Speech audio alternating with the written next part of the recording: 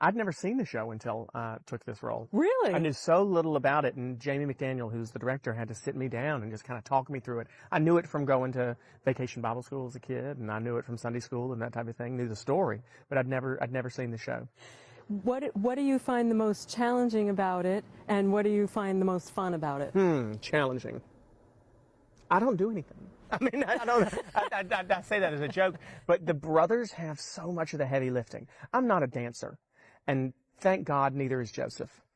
So the brothers do so much of the heavy lifting. I get really two of the great songs in the show. But I don't have to do any of the heavy dancing lifting. So that's the most fun for me, to stand off on the side of the stage and watch them. Because dancing, would you have been, I can't. That's one reality show I will not participate in. Dancing with the Stars, you're not signing up? No. I've talked to a couple of other Idol winners and alums. And losers. And it's hardly, right? Okay. And some of them say that was the turning point. But I think you were always like this. You mean crazy? No. Yes, an entertainer, a born ententertainer. Maybe, but I wasn't going to do it for a living. I mean, I was a teacher. I taught special ed, and my goal in life was to continue teaching and maybe do a show here or there in North Carolina.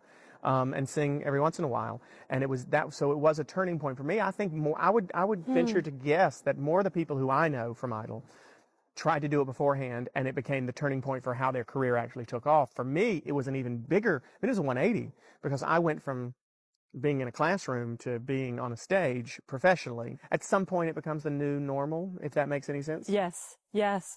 Although it's very hard to have privacy. Yeah. And you're a parent now. Mm-hmm. You have a 5-year-old son. I do. Parker. I do. I tell people all the time, I don't really talk about him because he didn't get to choose this, and he's already going to have to grow up with a daddy who's crazy. He doesn't need to have to grow up in public too. So I'm pretty big on that. Sure. Mm-hmm. You're still very dedicated to that issue of people being aware and inclusive. Tell us about the National Inclusion Project. Oh yeah. Before Idol, I taught special ed, and I also helped run a summer camp in Raleigh.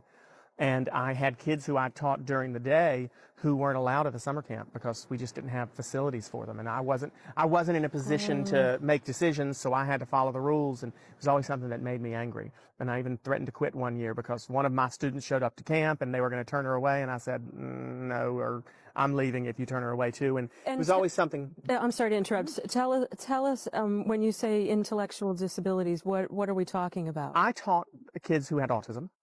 But our foundation and the organization, the summer camp, wasn't really equipped to handle kids with, physical disabilities or cerebral palsy or anything like that. And then Idol happened, and it was, it was sort of a blessing that, whoa, now you have this microphone, both literally and figuratively, and I could talk about that type of stuff. And people will listen. And they listened, and I talked about it in the abstract really for a while, and had conversations, did interviews, and talked about this foundation I wanted to start, and I started getting checks for it.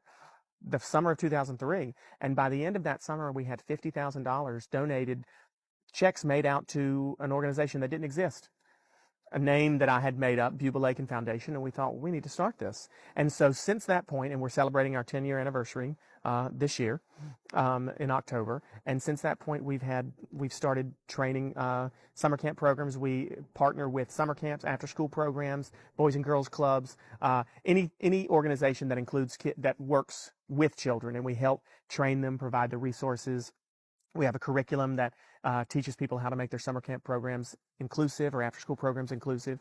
We train people. It's been really successful. We've got programs in 39 states.